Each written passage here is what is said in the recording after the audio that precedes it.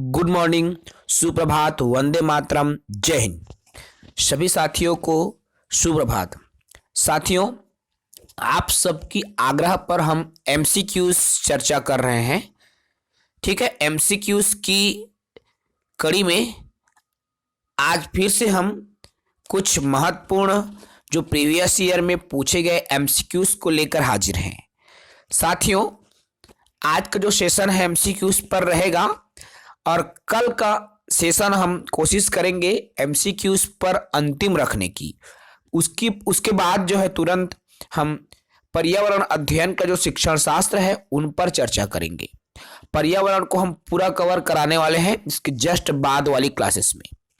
ठीक है, तो चलिए अब देर न करते हुए सीधे हम वीडियो पर आते हैं। हमारा ये जो फर्स्ट वीडियो है साथियों, फर्स्ट क्वेश्चन है, देखिए, unit of teaching in direct method. अभी जो डायरेक्ट मेथड है तो उसकी जो शिक्षण की यूनिट क्या हो सकती है? A word, B sentence, C sound या डी नन ऑफ दिस। तो देखिए, ये जो कोई भी डायरेक्ट मेथड है, ठीक है, तो इसके लिए सबसे यूजफुल जो कहना चाहिए होता है वह है आपका बी सेंटेंस। ठीक है, सेंटेंस बेहद जरूरी है। डायरेक्ट मेथड, इसके लिए बालक को सेंटेंस का ज्ञान बेहद जरूरी है। ठीक है, क्वेश्चन नंबर टू है हमारा, in which approach the medium of classroom instruction is in second language. देखिए, in which approach the medium of classroom instruction. देखिए, क्लासरूम में कक्ष में जब इंस्ट्रक्शन करते हैं, आपस में चर्चा बातचीत करते हैं सेकंड लैंग्वेज में, द्वितीय भाषा में। ठीक है, तो वह क्या चीज है या किसके माध्यम से है? तो इसका जो ऑप्शन है ए जीटीएम, बी लैंग्वेज इमर्शन, सी कम्युनिकेटिव अप्रोच और डी स्ट्रक्चरल अप्रोच। तो इसका जो राइट आंसर हो जाएगा साथियों बी लैंग्वेज इमर्शन। ठीक है, बी हो जाएगा लैंग्वेज इमर्शन। उसके बाद क्वेश्चन नंबर 3 है, थर्ड क्वेश्चन। तो देखिए, ये जो थर्ड क्वेश्चन क्या है, Which method helps to develop skill in grammar, reading, vocabulary and trans। देखिए, जिसमें हम व्याकरण पढ़ते हैं, रीडिंग वोकाबुलरी का भी अध्ययन करते हैं और ट्रांसलेशन भी करते हैं। ये तमाम चीजें किसमें शामिल होती है? क्वेश्चन नंबर 3 है। ठीक है, तो ये जो तमाम चीजें जो शामिल होती है, ए डायरेक्ट मेथड में, बी ग्रामर ट्रांसलेशन मेथड, सी ऑडियोलिंगुअल मेथड या डी बाइलिंगुअल मेथड। देखिए, तो इसका जो उत्तर हो जाएगा साथियों बी ग्रामर ट्रांसलेशन मेथड। इसी को जीटीएम भी बोलते हैं, याद रखेंगे। जीटीएम जिसे ग्रामर ट्रांसलेशन मेथड भी कहा जाता है। तो इसी के माध्यम से बालक ग्रामर रीड करता है, वोकाबुलरी ट्रांसलेशन जैसे प्रोसेस करता है। क्वेश्चन नंबर 4 है, क्या है हमारा चौथा क्वेश्चन? देखिए, which method is also known as natural method. अब नेचुरल मेथड, प्राकृतिक जो विधि है कहना चाहिए, के नाम से हम किस विधि को जानते हैं? ए जीटीएम, बी ऑडियोलिंगुअल, सी बाइलिंगुअल या डी डायरेक्ट मेथड। तो देखिए, जब बच्चों को डायरेक्ट सिखाया जाता है, ठीक है, डायरेक्ट मतलब बिना किसी ग्रामर के, बिना किसी अन्य जो रूल्स की सहायता से डायरेक्ट जो सिखाया जाए वो डायरेक्ट मेथड है। तो इसका जो उत्तर हो जाएगा डी डायरेक्ट मेथड। क्लियर है साथियों? क्वेश्चन नंबर 5 की तरफ हम बढ़े तो देखिए, हमारा 5वां जो क्वेश्चन है, मदर टंग डोमिनेट्स इन अब जो मदर टंग है, मातृभाषा है, किससे हम डोमिनेट करते हैं, है ना। जो मातृभाषा है उसको हम कैसे डोमिनेट करते हैं, ए डायरेक्ट मेथड से, बी जीटीएम मेथड से, सी बाइलिंगुअल मेथड से, या ऑल ऑफ दिस।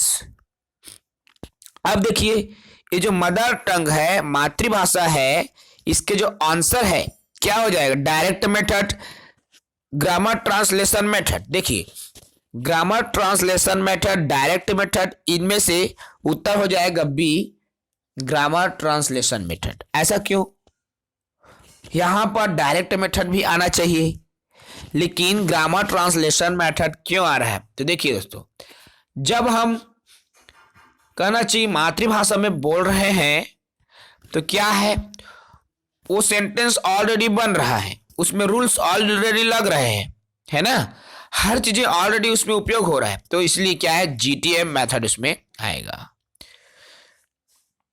ठीक है, उसके बाद क्वेश्चन नंबर 6वां है। देखिए क्वेश्चन नंबर 6 क्या कहता है, तो the focus is on using the language rather than analysis of language and language is taught implicitly rather than explicitly. अब इसका जो आंसर होगा क्वेश्चन नंबर 6 है, ऑप्शन पर आप आए तो देखेंगे डायरेक्ट मेथड, कम्युनिकेटिव अप्रोच, सी स्ट्रक्चरल अप्रोच, और डी हो जाएगा ग्रामर ट्रांसलेशन मेथड। ठीक है, तो इसमें देखिए the focus is on using the language rather than analysis. देखिए जब इसमें भाषा के प्रयोग पर जब फोकस किया जाता है, ठीक है, उसकी एम्प्लीमेंट पर प्रयोग किया जाता है, तो ये सब क्या है, भाषा के प्रयोग पर। अब भाषा का प्रयोग होगा कैसे, जब आप बोलेंगे, जब आप दूसरों से बातचीत करेंगे तभी क्या होगा, भाषा का जो प्रयोग होगा, है ना। तो ये क्या है, कम्युनिकेशन। देखिए 6वां में आ जाएगा आपका कम्युनिकेशन अप्रोच। वार्तालाप जब करोगे, आप लोगों से बातचीत करोगे, तभी क्या है, भाषा का आप उपयोग कर पाओगे। ठीक है, अभी क्वेश्चन नंबर 7वां है साथियों। देखिए क्वेश्चन नंबर 7 क्या है, what is the base of grammar translation method, GTM. अब ये जो जीटीएम मेथड है, ग्रामर ट्रांसलेशन मेथड है, उनके जो बेस क्या है। तो देखिए ऑप्शन क्या है, A classroom teaching, B outdoor teaching, या सी टेक्स्ट बुक, या डी पंक्चुएशन प्रैक्टिस। तो आपने जब भी ग्रामर ट्रांसलेशन मेथड पढ़ा होगा या ग्रामर पढ़े होंगे तो किसके थ्रू पढ़ेंगे, क्लासरूम में तो पढ़े हैं, यस। आउटडोर टीचिंग, तो देखिए लेकिन क्लासरूम में आप पढ़े हो, लेकिन हेल्पफुल क्या है उसके लिए, तो टेक्स्ट बुक, है ना। बिना टेक्स्ट बुक के, पाठ्य पुस्तक के आप उसको नहीं पढ़ सकते। सो सी इसका आंसर हो जाएगा, टेक्स्ट बुक। क्वेश्चन नंबर 8 देखें तो देखिए क्वेश्चन नंबर 8 क्या है, the oldest and classical method is. अब सबसे पुराना और क्लासिकल जो मेथड है क्या है, A grammar translation method, B bilingual method, C direct method, या डी ऑडियोलिंगुअल मेथड। तो अब देखिए सबसे जो पुराना मेथड क्या है साथियों, इसका उत्तर हो जाएगा ए जीटीएम ग्रामर ट्रांसलेशन मेथड। ठीक है, तो ग्रामर ट्रांसलेट करके इस मेथड का उपयोग करते हैं, ग्रामर ट्रांसलेशन मेथड है। क्वेश्चन नंबर 9 है हमारा, प्रश्न क्रमांक 9। देखिए क्या है, which method of teaching organised in French 9। देखिए 1901 में, है ना, कौन सा मेथड ये 1901 का जिसको ओरिजिनेटेड किया गया है। अब देखिए इसमें क्या है, ए जीटीएम, बी ऑडियोलिंगुअल, सी डायरेक्ट मेथड, या डी नन ऑफ दिस। अभी जब इसमें आओगे आप 1901 में जो मेथड है वो हो जाएगा आपका साथियों सी डायरेक्ट मेथड। ठीक है, क्या हो जाएगा, डायरेक्ट मेथड, इसको आप याद रखेंगे। चलिए अब उसके बाद देखते हैं, अभी हमने देखा कुल 9 प्रश्न जो कि सेकेंड यूनिट के थे। ठीक है, ये जो सेकेंड यूनिट है उनके क्वेश्चंस थे, 9 क्वेश्चन हमने अभी देखा। उसके बाद यूनिट थर्ड का जो क्वेश्चन है यूनिट थर्ड का ये जो क्वेश्चन है उसमें भी हम कुछ 8-9 क्वेश्चन सॉल्व करके देखते हैं। ठीक है, अभी यूनिट थर्ड का ये क्वेश्चन नंबर फर्स्ट है, देखेंगे। To develop language functions the teaching of speaking skill for younger children would include. अब देखिए, to develop language function the teaching of, देखिए स्पीकिंग स्किल, जो बच्चे बोलने के कौशल सीख रहे हैं, ठीक है, तो उसमें भाषा का विकास कैसे कैसे होंगे, उनमें क्या क्या चीजें होंगी। अगर हम उन चीजों पर आएंगे तो वो कैसे बातचीत करेंगे, किस तरह से उनमें भाषा का जो विकास है वो होगा। तो देखिए ऑप्शन नंबर ए है greetings, informal request, asking for personal information, telephonic chat, debates and declamations, short project presentations. देखिए बच्चे कैसे करेंगे ग्रीटिंग, जब आपस में मुलाकात करेंगे, है ना, इनफॉर्मल रिक्वेस्ट, आस्किंग पूछेंगे, कुछ जवाब देंगे, उनके बारे में व्यक्तिगत जानकारी लेंगे, है ना, आपस में चर्चा परिचर्चा करेंगे, तो क्या है, बालक सीखेंगे। तो इसलिए इसका जो ऑप्शन का जो उत्तर हो जाएगा इस क्वेश्चन का ए वाला जो है ये उसका आंसर हो जाएगा। ठीक है साथियों, चलिए क्वेश्चन नंबर 2 है। तो देखिए क्वेश्चन नंबर 2 कहता क्या है, when we want to test speaking skill. अब जब हम स्पीकिंग स्किल अर्थात बोलने के कौशल का टेस्ट लेना चाह रहे हैं, we test the ability of the students. अब बच्चों की एबिलिटी का हम टेस्ट लेंगे। ठीक है, तो कैसे ले सकते हैं, उनका जो टेस्ट है, to use proper punctuations marks, to narrate indicates are events, to make conclusions from the given extract to understand the main thought। तो देखिए इसका जो उत्तर हो जाएगा साथियों, टू नरेट इंडिकेट्स, ये जो बी है, ठीक है, बी इसका जो सही आंसर हो जाएगा। क्वेश्चन नंबर 3 है, देखिए क्वेश्चन नंबर 3 कहता क्या है, which teaching aids can be used to teach listening comprehension. कौन सा टीचिंग एड्स है, ठीक है, टीचिंग उपकरण है जो कि लिसनिंग कॉम्प्रहेंशन के लिए है, लिसनिंग सुनने से संबंधित। तो अब देखिए कैसे हम ये चीजें फॉलो करेंगे। क्वेश्चन नंबर 3 की हम चर्चा कर रहे हैं।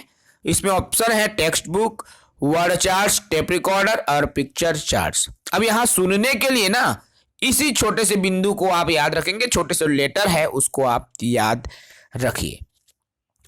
तो देखिए सुनना है, टेक्स्ट बुक से तो हम सुन ही नहीं सकते, आप डायरेक्ट यहां से काट लो, टेक्स्ट बुक हम सुन ही नहीं सकते, उसको डायरेक्ट कर। वर्ड चार्ट ये भी चीजें नहीं आएगा, ठीक है। टेप रिकॉर्डर हाँ ये आएगा, पिक्चर चार्ट ये भी नहीं आएगा। जब बात यहाँ एक ही शब्द को आप फॉलो करो, सिर्फ लिसनिंग की बात हो रही है, लिसन मतलब सुनना। अब सुनोगे कैसे, खुद पढ़ रहे हो तो क्या सुनोगे, इसके लिए जब टेप रिकॉर्डर आपके पास होगा तभी तो आप उसको सुन पाओगे ना जी। तो यही है सी इसका जो राइट आंसर हो जाएगा। अभी क्वेश्चन नंबर 4 है साथियों, देखिए to narrate a story with proper stress and intonation is a sub skills. देखिए प्रॉपर स्ट्रेस के साथ जब हम कोई भी चीजें नरेट करते हैं, है ना, प्रॉपर स्ट्रेस पूरे तनाव के साथ में, तो वो चीजें क्या है, कौन सी स्किल है, यह सब स्किल है, कौन से कौशल के अंतर्गत, 4 कौशल हमने पढ़ा, LSRW। अब इन चारों में से एक आएगा बोल रहे हैं। ठीक है। अब क्या हो सकता है, स्ट्रेस कब पड़ता है साथियों, जब हम बोलते हैं तो उतार चढ़ाव होता है, उतार होगा चढ़ाव होगा, जीभ में भी हरकत होती है, ओठ में भी हरकत होती है। कब होती है, जब हम बोलते हैं। इसलिए बोलना क्या है आपका, स्पीक। तो इसका जो उत्तर हो जाएगा बी, स्पीकिंग स्किल। ठीक है, चलिए अगले क्वेश्चन पर हम आए। क्वेश्चन नंबर हमारा 5वां है। तो देखिए 5वां है क्वेश्चन है क्या, recitation will provide a change to improve. अब इसके 4 ऑप्शन है क्वेश्चन नंबर 5 के, listening skill, reading skill, acting skill, speaking skill, है ना। अब ये 5 क्वेश्चन है। तो देखिए recitation will provide a change to improve, तो इसका जो सही आंसर हो जाएगा डी, स्पीकिंग स्किल। इंप्रूव में परिवर्तन, provide a change to improve, recitation.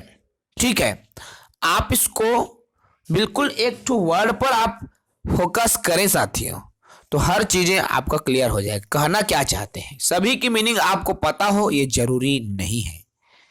ठीक है, कुछ मीनिंग से भी आप क्वेश्चन सॉल्व कर सकते हो, बस आपको लॉजिक पता रहे।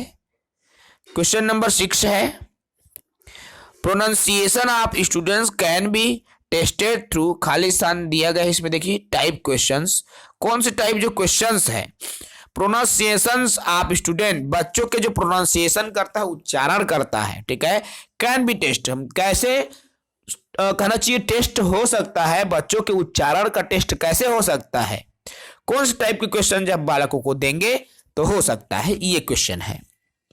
तो इसका देखिए ऑप्शन क्या है, ऐसे, ऑब्जेक्टिव, शॉर्ट टाइप या नॉन ऑफ दिस। तो इसका जो सही आंसर हो जाएगा नॉन ऑफ दिस। ठीक है, ऐसे टाइप क्वेश्चन से भी उच्चारण जरूरी थोड़ी है कि वो उस निबंधात्मक रूप में उसको लिख पाए, उच्चारण कर पाए, ऑब्जेक्टिव में भी, शॉर्ट आंसर में भी। तो इसलिए इसका जो सही आंसर हो जाएगा D, none of the above.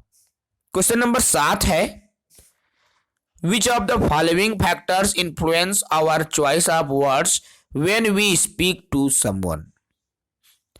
अब इसमें अलग अलग दिया है 4, इसमें कूट संकेतन से जुड़े क्वेश्चन है साथियों। ए फर्स्ट है कॉन्टेस्ट, बी है क्लाइमेट, सी है the person we are speaking to, या डी है द प्लेस ऑफ कन्वर्सेशन। अब इनमें क्या क्या चीजें शामिल होंगी, which of the following factors influence, मतलब प्रभाव होता है आप चॉइस ऑफ वर्ड, शब्दों के जो विकल्प का प्रभाव है ना, जब कोई बोलता है, ठीक है, शब्दों के जो विकल्प है उसका जो प्रभाव है किन में पड़ता है, जो नीचे दिए हैं ऑप्शन उनमें से। ठीक है, तो इसका जो आंसर हो जाएगा क्लाइमेट। देखिए क्या क्या चीजें आ सकती है इसमें, तो आप इसको अच्छे से गौर कीजिए, क्वेश्चन नंबर 7 को, आपको चीजें समझ में आ जाएंगे। तो देखिए इसमें कॉन्टेस्ट आएगा, है ना, the person we are speaking to ये भी आएगा, द प्लेस ऑफ कन्वर्सेशन, ये तीनों चीजें बातचीत से जुड़ी है, लेकिन ये क्लाइमेट यहां डिफरेंट शब्द है। आप इस तरीके से भी इसको सोचिए, इनमें से कोई तीनों में से डिफरेंट शब्द क्या आता है तो आपको क्लाइमेट देखने को मिलेगा, अर्थात इसका जो आंसर हो जाएगा ये बी है। ठीक है, चलिए क्वेश्चन नंबर 8वां है, वाइल लिसनिंग मीन्स। अब लिसन मतलब सुनना है, तो सुनते समय का क्या अर्थ है ना।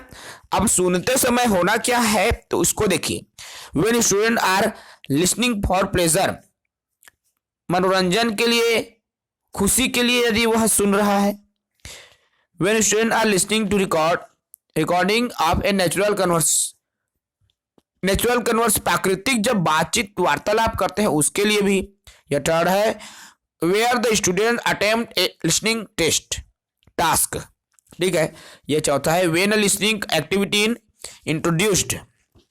अब इनमें से जो आंसर हो जाएगा हमारा ये दूसरा है when student are listening to according to natural conversation की जब बात यहाँ पर आ रही है प्राकृतिक बातचीत या बच्चे स्वयं माहौल से बातचीत कर रहे हैं, ठीक है, तो उसमें क्या होता है सुनना भी होता है, सुनते समय बातचीत भी होता है ना, एक दूसरे की बातों को एक दूसरे की जो प्रतिक्रियाएं हैं हम उनको सुनते हैं, ठीक है साथी। तो क्वेश्चन नंबर ये लास्ट क्वेश्चन है हमारा question number 9। Receptive language skill are first है using grammatical structures accurately, writing in a range of styles, listening and reading for information, being able to self correct while using language. Question number 9 की हम बात कर रहे हैं। तो देखिए जो कहना चाहिए रिसेप्टिव स्किल है तो एल और आर आता है, इसलिए सी इसका सही आंसर हो जाएगा। रिसेप्टिव स्किल क्या है एल और आर, ठीक है, हमने ऑलरेडी पढ़ा चुका है। देखिए हम जो भी पढ़ाए हैं दोस्तों सवाल उन्हीं से जुड़ा हुआ है, बात है सिर्फ समझने की, आप किस तरीके से क्वेश्चन को समझने का प्रयास करते हैं, किस तरीके से आप क्वेश्चंस को समझते हैं, उसी के अकॉर्डिंग आप उसको सॉल्व कर पाते हैं।